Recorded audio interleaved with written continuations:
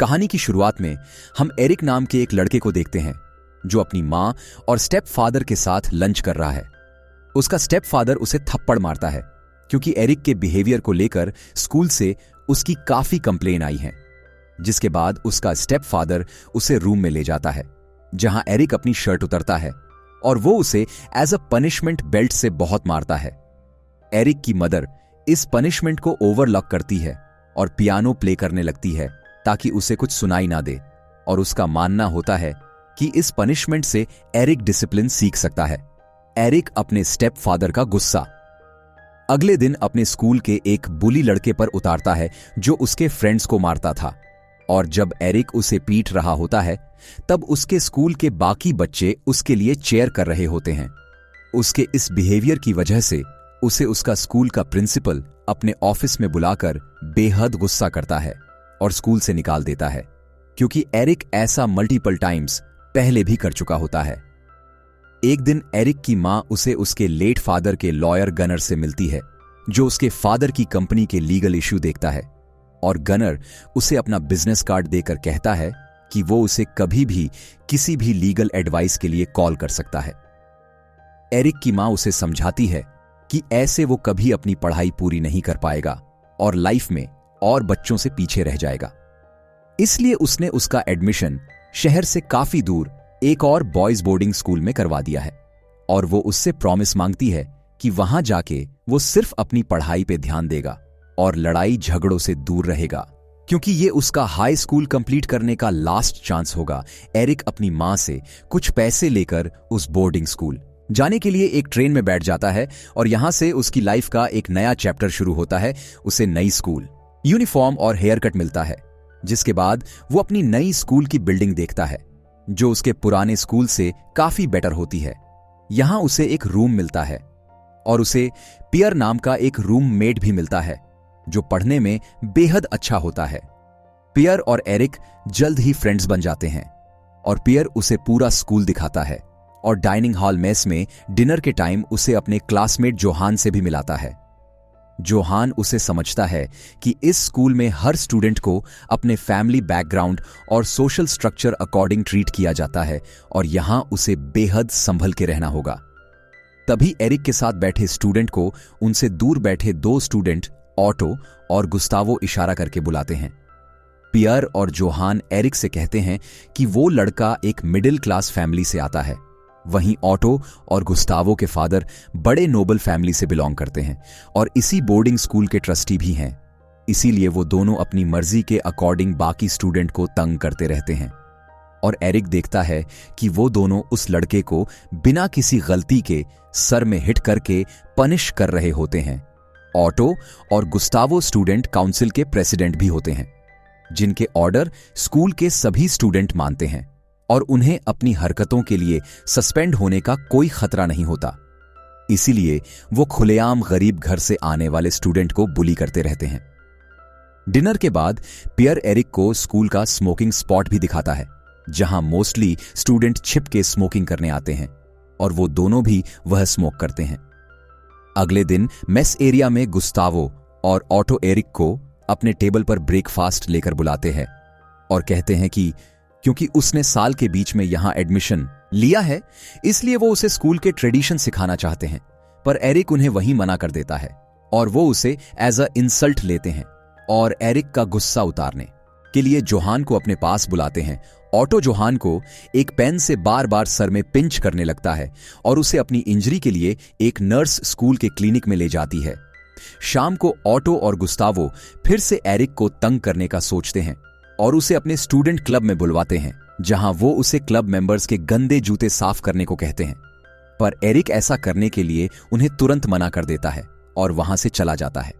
उसके जाने के बाद गुस्तावो ऑटो से कहता है कि उन्हें एरिक का कुछ करना पड़ेगा, पर ऑटो कहता है कि वो अभी नया है, इसलिए कुछ दिन उसे रह लेने दे। अपने रूम में आकर एरिक पियर को बताता है कि आज क्लब हाउस में क्या। वह सब सुनकर पियर उससे कहता है कि आगे से उन दोनों को किसी भी काम के लिए मना मत करना, क्योंकि जो भी स्टूडेंट ऐसा करता है उसे स्कूल में बेहद सफर करना पड़ता है।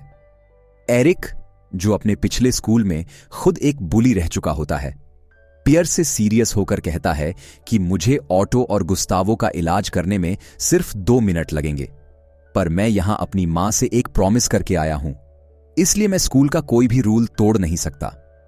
पियर और एरिकॉन दोनों से बचने के नॉन वायलेंट तरीके सोचने लगते हैं और अगले दिन स्कूल के कॉरिडोर में गुस्तावो एरिक से जानबूझकर टकरा जाता है और उसे माफी मांगने को बोलता है, पर एरिक ने उसे कोई टक्कर नहीं मेरी होती, इसलिए वो उससे कोई माफी नहीं मांगता।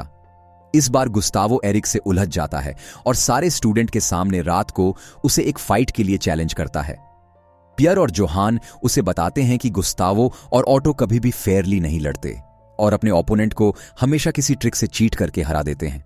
एरिक लड़ाई से भागने वालों में से नहीं होता और फाइट का टाइम होने पर गुस्तावो से लड़ने वो बाहर भी आता है, पर उसे अपनी मां का फोन कॉल याद आ जाता है जिसमें उसकी मां ने उसे वार्न कर होता है कि उसे वहां डिसिप्लिन में रहना है और लड़ाई झगड़ों से दूर रहना है। और एरिक वहां से वापस लौट जाता है और पियर के साथ स्मोक करने स्मोकिंग पॉइंट पे चला जाता है। ऑटो और गुस्तावो एरिक का बेहद देर तक वेट करते हैं, पर एरिक वहां नहीं आता और फाइनली गुस्तावो एरिक को लड़ाई से भागने के लिए एक चूहा का निक नाम देता है और उनके चमचे एरिक का नाम बिगड़ने लगते हैं। अगले दिन ऑटो बॉयज हॉस्टल में इंस्पेक्शन के लिए आता है और उन बच्चों के नाम लेता है जो स्कूल के रूल्स ठीक से फॉलो नहीं करते और उसके अकॉर्डिंग एरिक भी। उनमें से एक होता है स्टूडेंट काउंसिल का। प्रेसिडेंट होने के नाते ऑटो एरिक को बुलाता है और उसे कुछ हफ्तों के लिए क्लास से सस्पेंड कर देता है और पनिशमेंट के तौर पे उसे पूरे स्कूल के अराउंड 1 मीटर डीप की बाउंड्री खोदने को बोलता है और एरिक अगले कुछ दिनों तक स्कूल की बाउंड्रीज खोदने का काम करता है। इस एक्स्ट्रा काम की वजह से वो डिनर के लिए मेस में लेट हो जाता है और उसे बाकी स्टूडेंट के चले जाने के बाद अकेले ही खाना खाना पड़ता है। एरिक को अकेला खाता देखकर किचन की एक हेल्पर मार्ला उससे बात करने लगती है और वो दोनों कुछ ही दिनों में फ्रेंड्स बन जाते हैं। एक दिन डिनर के बाद एरिक अकेले स्मोकिंग पॉइंट पे स्मोक करने जाते हैं और मार्ला भी वहां आ जाती है और उससे कहती है कि स्मोकिंग उसके लिए बेहद डेंजरस है और स्मोकिंग की वजह से ही उसके मुंह से धुएं की खुशबू आती है, जिसके बाद वो उसे किस करती है। इसके बाद मार्ला और एरिक एक दूसरे से चुप चुप के मिलने लगते हैं, ये जानते हुए भी कि अगर किसी को इस बारे में पता चल गया तो एरिक स्कूल से सस्पेंड हो सकता है और मार्ला को भी उसकी जॉब से निकाल दिया जाएगा, क्योंकि किसी भी स्टूडेंट का स्कूल के किसी स्टाफ से कोई रोमांटिक रिलेशन नहीं हो सकता। कुछ महीनों के बाद एरिक छुट्टियों में अपने घर वापस आता है और उसकी मां उसे देख के बेहद खुश होती है, पर उसका स्टेप फादर उसे देख के डिसअपॉइंट होता है। डिनर टेबल पे उसका स्टेप फादर उसके कम ग्रेड और सस्पेंशन के लिए उससे नाराज होता है, पर एरिक उसे ऑनेस्टली बता देता है कि उसके स्टूडेंट काउंसिल का प्रेसिडेंट किसी बड़े ट्रस्टी का बेटा है और उसकी बात ना मानने की वजह से एरिक किया गया था। उसका स्टेप फादर मानता है कि अमीर घरों के स्टूडेंट को और बेटर एक्ट करना चाहिए, पर वो उसके कम ग्रेड की वजह से उसे फिर से पनिश करता है और उसके स्टेप फादर की मार से उसके पीठ पर निशान पड़ जाते हैं। इस पनिशमेंट के दौरान हमेशा की तरह एरिक की मां उसे फिर से इग्नोर कर देती है और पियानो प्ले करने लगती है। वेकेशन खत्म होने के बाद एरिक वापस स्कूल आता है और जल्दी जाकर मार्ला से मिलता है, क्योंकि उसने इन छुट्टियां में सबसे ज्यादा उसे ही मिस किया होता है। और मार्ला और वो एक आइसोलेटेड जगह जाकर एक दूसरे को किस करते हैं। एरिक के वापस आने के बाद ऑन्टो और गुस्तावो उसे परेशान करने का कोई बेटर आइडिया सोचने लगते हैं और एक रात को वो एरिक के रूम में टॉयलेट वेस्ट से भरी एक बकेट उसे पे फेंक देते हैं। एरिक और पियर अपने नाक कवर करके अपना पूरा रूम साफ करने लगते हैं, जिसमें से अब एक टॉयलेट की तरह बदबू आ रही होती है। अब एरिक को इस हरकत का बदला लेना होता है और वो देर रात को वैसे ही यूरिन और वेस्ट से भरी एक बकेट लेक चुपके से ऑटो और गुस्तावो के रूम में घुस जाता है और वो सोते हुए ऑटो के ऊपर वो पूरी बकेट पलट के भाग जाते हैं। ऑटो बहुत डिस्गस्टिंग फील करता है और रो पड़ता है, पर उसके और गुस्तावो के पास कोई प्रूफ नहीं होता कि यह काम एरिक ने किया है। एरिक अगले दिन डाइनिंग हॉल में सबके सामने ऑटो का मजाक उड़ाने लगता है और उसकी तरफ पॉइंट करके बोलता है कि आज एक स्टूडेंट के अंदर से ह्यूमन वेस्ट की बहुत गांधी बदबू आ रही है। पूरे स्कूल में आज तक किसी ने ऑटो से ऐसे बिहेव नहीं किया होता और गुस्से में आके ऑटो उसे पंचे मारता है। और कई सारे एरिक खाने के बाद भी एरिक उसे पे वापस अटैक नहीं करता, क्योंकि उसे अपने मां से कर हुआ प्रॉमिस याद आ जाता है। और एरिक को पिटते हुए देख के मार्ला आकर चिल्ला के ऑटो को रोकती है। एरिक अपनी चेहरे पे आई चोट की वजह से मेस में से स्कूल के क्लिनिक चला जाता है और उसके जान के बाद ऑटो और गुस्तावो पियर को तंग करने लगते हैं, क्योंकि पियर एरिक का रूममेट होता है। वो दोनों जानबूझकर उसके रूम में घुस जाते हैं और उसके बेड यूरिनेट करते हैं, जहां ऑटो पियर को एक चैलेंज के लिए चैलेंज करती है और उसके माना करने पर वो और गुस्तावो अपने बाकी साथियों के साथ मिलकर उसे बुली करते हैं। वो दोनों अपने क्लब हाउस में बुला के पियर के कपड़े उतरवाते हैं और उसे सिगरेट से जलाते हैं, क्योंकि वो समझ चुके होते हैं कि पियर को हर्ट करने से एरिक को फर्क पड़ेगा। और एरिक के माफी मांगने के बाद भी पियर को तंग करना नहीं छोड़ते और उसे फाइट करने के लिए फोर्स करते हैं। पियर एक दिन अपने रूम में एरिक से कहता है कि उसे ऑटो से फाइट करनी ही पड़ेगी, वरना ये लोग उसे अकेला नहीं छोड़ेंगे। पर एरिक उसे ऐसा करने के लिए मना करता है। पियर एरिक को बिना बताए फाइट करने चला जाता है, जहां स्कूल के मैक्सिमम बच्चे ऑटो को सपोर्ट कर रहे होते। पियर आते ही ऑटो को पहले पंच मारता है, पर ऑटो उस पे बरसाता है और गुस्तावो के साथ मिलके वो उसे मार मार के जमीन पे गिरा देता है। एरिक जब तक वहां पहुंचता है तब तक लड़ाई खत्म हो चुकी होती है और पियर नीचे गिरा पड़ा होता है। और एरिक पियर को अपने रूम में लेकर आता है और उसके जख्मों पे दवाई लगाता है। पियर उसे कहता है कि वो कुछ टाइम अकेले रहना चाहता है और एरिक उसे छोड़ के मार्ला के पास चला जाता है, जहां वो दोनों साथ में पूरी रात बिताते हैं। एरिक सुबह वापस हॉस्टल आता है, पर यहां पियर का कोई भी सामान रूम में नहीं होता और वहां बस एक लेटर होता है, जिसमें पियर ने लिखा होता है कि वो ये स्कूल छोड़कर जा रहा है और वो एरिक को प्रेज करता है, क्योंकि वो यहां उसका इकलौता फ्रेंड था जो कभी ऑटो और गुस्तावो के आगे नहीं झुका। पियर के जान के बाद एरिक पे बेहद गहरा इफेक्ट पड़ता है और वो ऑटो और गुस्तावो से हिसाब बराबर करने का फैसला लेता है, जिसकी वजह से अब उसे अपनी मां से किया हुआ प्रॉमिस तोड़ना पड़ेगा। एरिक मेस में जाता है, जहां उसे सभी स्टूडेंट ब्रेकफास्ट करते दिखते हैं और वो गुस्तावो को अपनी पुरानी फाइट कंप्लीट करने का चैलेंज देता है। क्लासेस के बाद सभी स्टूडेंट लोन में इकट्ठा होते हैं, जहां अकेले एरिक से लड़ने के लिए गुस्तावो और उसका एक फ्रेंड रेडी होता है और ऑटो इस फाइट का रेफरी बनता है। दोनों ही बुली होते हैं, इसीलिए वो बेहद ओवर कॉन्फिडेंट होते हैं। पर एरिक उन सबसे बड़ा बुली होता है और वो फाइट शुरू होते ही गुस्तावो और दूसरे लड़के को बुरी तरह मारता है, जो देख के सारा स्कूल चुप हो जाता है और ऑटो शॉक में जाता है, क्योंकि एरिक ने उसके सबसे बेस्ट फाइटर को कुछ ही सेकंड्स में ऐसे तोड़ डाला था। जिसके बाद एरिक ऑटो को भी चैलेंज करता है, पर ऑटो एक बहाना बनाकर भाग जाता है।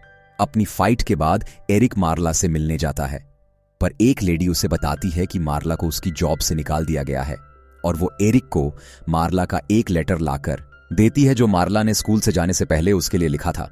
पियर के बाद अब मार्ला के चले जाने से एरिक बेहद हर्ट होता है, पर ऑटो का एक चमचा एरिक को फीमेल हेल्पर वो लेटर लेते हुए देख लेता है और यह बात वो ऑटो को भी जाकर बता देते हैं।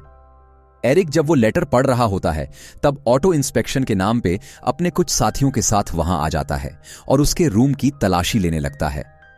जब उसे वो लेटर मिल जाता है, जिससे पढ़ के उसे पता लगता है कि एरिक का किचन स्टाफ की एक लड़की के साथ अफेयर चल रहा था और ऑटो कहता है कि अब वो उसे स्कूल से एक्सपेल करवा के ही छोड़ेगा। ऑटो वो लेटर बोर्डिंग स्कूल के प्रिंसिपल को ले जाके दिखा देते हैं और एरिक को अपनी क्लास के बीच में से ही प्रिंसिपल ऑफिस में बुलाया जाता है। प्रिंसिपल उस लेटर को पढ़ के एरिक को स्कूल से निकाल देता है और एरिक भी एक्सेप्ट करता है कि उसने स्कूल का एक बड़ा रूल तोड़ा है। पर जाने से पहले वो प्रिंसिपल से मार्ला का वो लेटर मांगता है, क्योंकि वो लेटर ही उसके लिए मार्ला की आखिरी मेमोरी है। पर प्रिंसिपल इस बात के लिए माना कर देता है। डाइनिंग हॉल में आखिरी बार लंच करते हुए एरिक ऑटो को देखता है, जो एरिक को स्कूल से निकलवा के बेहद खुश होता है और एरिक यहां से जाने से पहले ऑटो से सबका हिसाब पूरा करने का सोचता है। एरिक स्कूल के पास एक जंगल में ऑटो को अकेले पकड़ लेता है और एक डंडे से उसे मारने वाला होता है, जब ऑटो एक बुजदिल की तरह घुटनों पर बैठ के एरिक से माफी मांगने लगता है। ऑटो कहता है कि अगर एरिक उसे ना मारे तो ऑटो उसे $1000 देगा, पर एरिक अभी भी कन्विंस नहीं होता। जिसके बाद ऑटो डर के मारे रोने लगता है और एरिक के पैरों में वोमिट भी कर देता है। एरिक ऑटो से कहता है कि वो उसकी तरह नहीं है और वो उन लोग को कभी नहीं मारता जो खुद को डिफेंड नहीं कर सकते, और वो उसे वही रोता हुआ छोड़ के हॉस्टल वापस आ जाता है और अपना सामान पैक करने लगता है। अपने सामान में एरिक को उस गनर नाम के लॉयर का विजिटिंग कार्ड मिलता है जिससे उसे उसकी मां ने मिलवाया था, और वो गनर को एडवाइस के लिए कॉल करता है। गनर कुछ ही घंटा में एरिक के स्कूल पहुंच जाता है और एरिक उसे अपनी अभी तक की सारी कहानी सुनाता है। इसके बाद एरिक प्रिंसिपल के ऑफिस जाता है जो स्कूल के कुछ टीचर्स के साथ एक पार्टी में होता है। उसे खुद को एक्सपेल ना करके मार्ला का वो लेटर वापस देने को कहता है, पर प्रिंसिपल एरिक को अब अपने ऑफिस से बाहर निकालना लगता है और तभी गनर उनकी तरफ आता है। गनर कहता है कि अगर वो एरिक को निकालेंगे तो उन्हें और कई बड़े घर के बुली स्टूडेंट को भी निकालना होगा, क्योंकि वह सभी यहां हर रोज रूल्स तोड़ रहे हैं। गनर कहता है कि उसे स्कूल की बुलिंग मेंटालिटी और सोशल स्टेटस पर करे जाने वाले डिस्क्रिमिनेशन के बारे में सब पता है, और वो इस पूरे स्कूल को न्यूज़पेपर में एक्सपोज करने के बाद उन पे लाखों डॉलर्स का केस ठोकने वाला है। गनर की बात सुनते ही प्रिंसिपल के एक्सप्रेशन बदल जाते हैं और वो अब एरिक की हर बात मानने को तैयार हो जाता है और उसके कहने पर स्टूडेंट काउंसिल को भी खत्म कर देता है ताकि ऑटो या गुस्तावो जैसा कोई स्टूडेंट बाकी स्टूडेंट पे ऑर्डर ना झाड़ सके। एरिक गनर को वापस जाने से पहले थैंक यू कहता है, क्योंकि उसी की वजह से एरिक अब अपनी स्कूलिंग खत्म कर पाएगा। इसके बाद एरिक को कोई तंग नहीं करता और ऑटो और गुस्तावो जैसे स्टूडेंट की दहशत हमेशा के लिए स्कूल से खत्म हो जाती है और एरिक अपनी स्कूलिंग खत्म करता है और स्कूल से ग्रेजुएट होकर बाहर आता है। ग्रेजुएशन के बाद एरिक जब घर आता है तब उसकी मां उसे देख के बेहद खुश होती है, पर वो रियलाइज करता है कि उसकी मां के फेस पे चोट के निशान है। एरिक समझ जाता है कि उसका स्टेप फादर अब उसकी मां को भी हिट करने लगा है, और जब वो रात को एरिक को और उसके एक सब्जेक्ट में काम आए ग्रेड के लिए पनिश करने के लिए बुलाता है तो एरिक उसे रोकता है और बोलता है कि मैंने अब तेरे जैसे से मार खाना बंद कर दिया है, और वो अपनी मां से कहता है कि आज के बाद इस घर में फिर कभी वायलेंस नहीं होगी, जिसके बाद वो अपने सब फादर को घर से निकाल देता है। लास्ट सीन में हम देखते हैं कि एरिक पियर से जाके मिलता है जो आगे पढ़ने के लिए जेनेवा जा रहा है, और दोनों एक दूसरे के टच में रहने का वादा करते हैं, और एरिक मार्ला के उस लेटर के सहारे उसे ढूंढने निकाल पड़ता है। और यहां ये मूवी एंड होती है। वीडियो को आखिर तक देखने के लिए आपका बहुत बहुत धन्यवाद।